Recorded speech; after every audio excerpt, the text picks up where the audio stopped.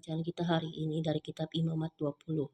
Kudusnya umat Tuhan. Tuhan berfirman kepada Musa, engkau harus berkata kepada orang Israel, setiap orang baik dari antara orang Israel maupun dari antara orang asing yang tinggal di tengah-tengah orang Israel, yang menyerahkan seorang dari anak-anaknya kepada Molok, pastilah ia dihukum mati.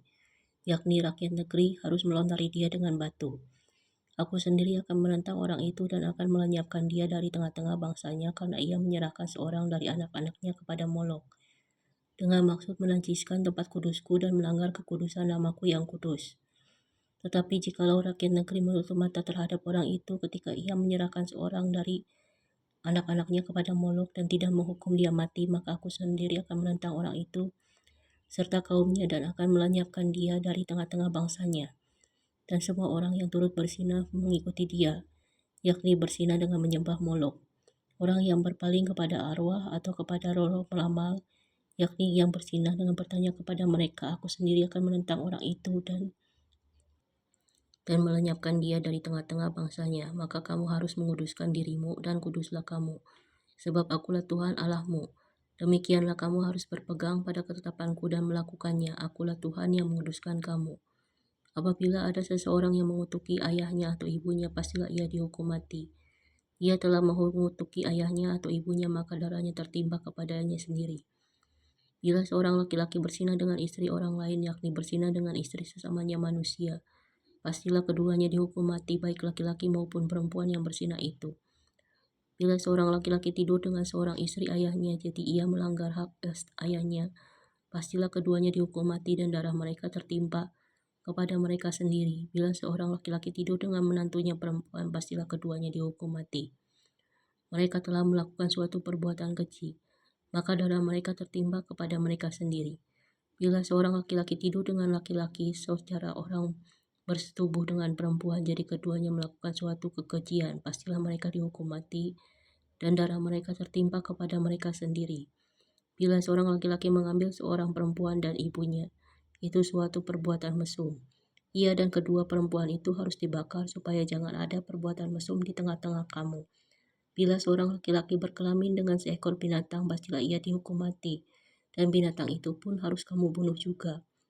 Bila seorang perempuan menghampiri binatang apapun untuk berkelamin, haruslah kau bunuh perempuan dan binatang itu.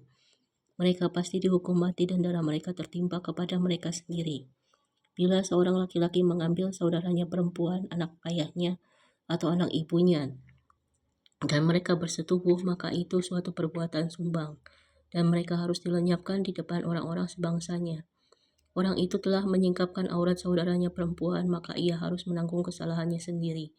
Bila seorang laki-laki tidur dengan seorang perempuan yang bercemar kain, jadi ia menyingkapkan aurat perempuan itu dan membuka tutup lehernya, sedang perempuan itu pun membiarkan tutup leher darahnya itu disingkapkan. Keduanya harus dilenyapkan dari tengah-tengah bangsanya.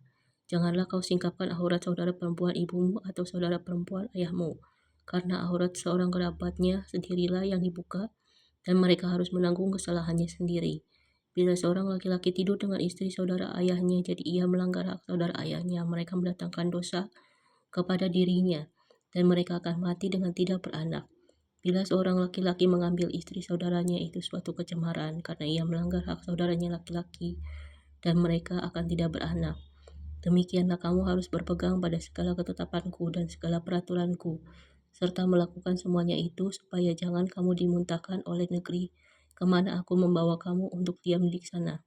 Janganlah kamu hidup menurut kebiasaan bangsa yang akan kuhalau dari depanmu, karena semuanya itu telah dilakukan mereka, sehingga aku muak melihat mereka. Tetapi kepadamu aku telah berfirman, kamulah yang akan menduduki tanah mereka, dan akulah yang akan memberikannya kepadamu menjadi milikmu, suatu negeri yang berlimpah-limpah susu dan madunya. Akulah Tuhan Allahmu yang memisahkan kamu dari bangsa-bangsa lain.